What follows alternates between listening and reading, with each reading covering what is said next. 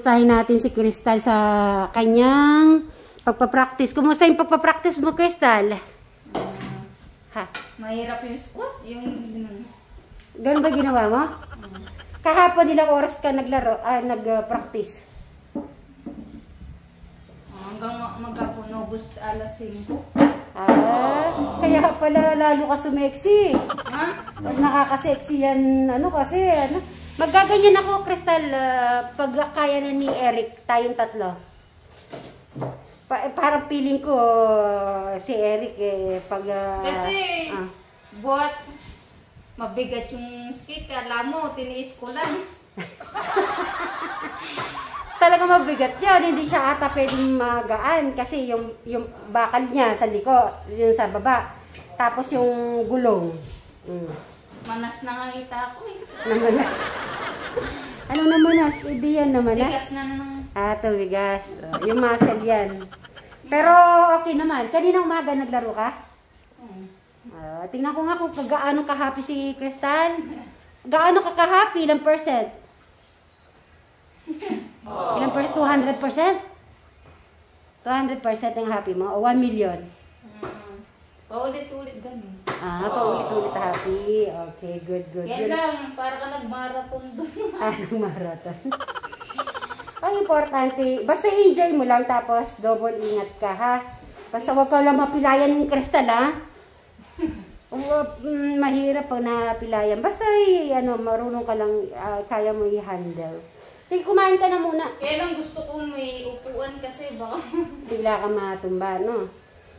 Ayan. Kinamusta ko lang naman po si Crystal sa kanyang, at least kahit naman siya kailangan, pagod daw matuto agad, kailangan daw kayang buhatin ng gravity yung katawan. Kaya mo? Ikaw kaya mo kasi magaan ka. Ako may kabigatan. Pag nandun si Kuya Brian mo, di ba Brian, kaya mo naman akong buhatin? Konti. Ay! Hanggang saan mo ko pwedeng buhatin? Hindi mo nga yung hawak nila sa akin. Nagka-disgrasya nila ako. Silang mahawak sa akin.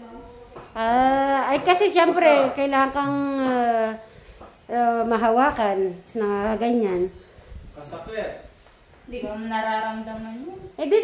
Normal lang yan. Normal lang naman yung niya. Nila ako, na gano'n nila ako. Diba? Baka kasi nung naupo siya. Yung mahigpit, siguro. Hindi higpit. Nung na-outbalance ako na, gano'n nila. Okay. Basta lagyan mo lang ng yelo. Yelo? Hindi naman masakit. Halimbawa ako ganun, kailangan daw mabubuhat daw yung katawan. Di bale. Kailangan daw ma-balance yung katawan. Bye, Chowpan. Si Eric po kasi kumain na. Kami po kasi nagputo kami. Saya pala kahit at kasabante lang, ganun mo kayo siya. Sana pala, Brian, kinuhanan mo si Crystal kahapon at saka kanina. Ay, nagbukid ka pala, no? Kaya di mo... Nagano siya dito sa harap. Hindi naman ako doon lang sa loob. Nagpapatos ang balan. Wala ka dito sa taas. Bas lalo madulas doon sa taas. Hindi, sa tiles ako. Pwede ka na dito sa likod niyan. Pwede? Kasi tinanggal na yung Hindi, sa tiles. May upuan kasi. Mas madulas sa tiles kasi, mas madulas kasi yung tiles. Hindi, na-try ko Masarap. Kasi dare-diretso do. Hindi, atras sa banko nakatayo. Sige, kumain ka na muna. Ayaw mo kumain? Ayun, Chowpan. Ganun ba paramdam? Pag bata pa lang, parang hirap magtakan. Parang baby.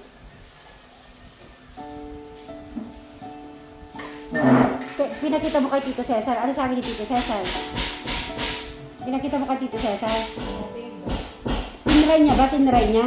Ayun, magangay pa Ay, namagay pa. Bakit? Paano mag-roller skating? Rayo mo na.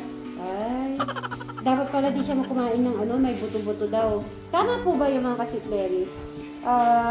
Nakukuha yung rayuma dahil sa mga buto-buto na kinakain. Tama yun, Madam Jolan ba? Sa buto talaga. Sa mga beans? Sa munggo, ganyan. Tsaka, ano mo ka? Tsaka, yung Ganyan pala yun. Kalahin mo, kala ko yung mga gulay-gulay nakakatulong. Yung pala hindi po lahat ng gulay. Or mga seeds. Okay, so mamaya na lang po.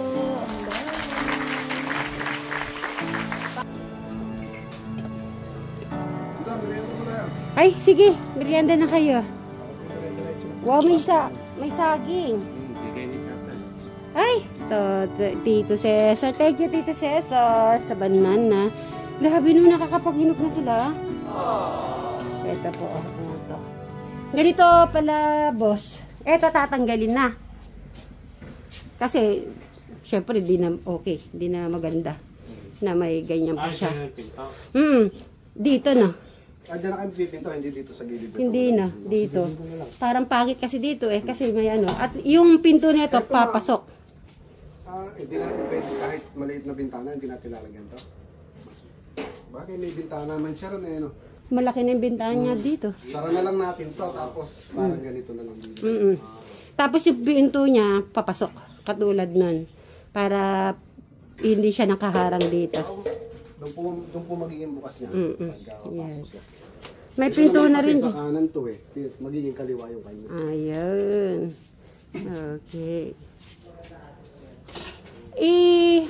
Yung bang kisaming yung plywood, may extra ba yon? Para saan po ba? Kailangan. Isasama ko sana tong na to para eto nakatakip para hindi pumapasok doon. Yan eto lang. Bibilangin ko lang. Kasi para kasi kung naka-close to para hindi pumapasok yung mga ibon. Sige, madam. Yan. So ipapasama ko po to sa kisame para yung mga po hindi nakakapasok doon. Hindi Bubutas na yan. bubutasan niya yan. Yan. Bukunin natin hamba, lilipat natin dito. Yes. Pa-open mo nga kay Eric pala.